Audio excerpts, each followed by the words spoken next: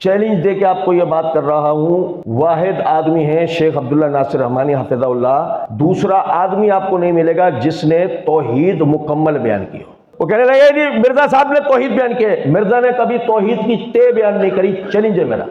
तौहीद लफ्ज में जो ते आता ना, ते, मिर्जा ने कभी वो नहीं बयान किया। याद रखें इस बात को, कब्र परस्ती का रद्द करना एक अलहदा चीज होता है, तौहीद बयान करना एक दीगर चीज होता है। ये कब्रें गलत है, कब्रें गलत है, कब्रें गलत है, कब्रें गलत है, बाबे गलत है, बाबे गलत है, बाबे गलत है, बाबे गलत है। अबे ये तो हो गया।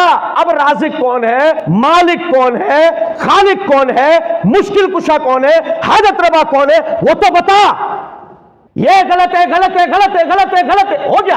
तौहीद तो बता।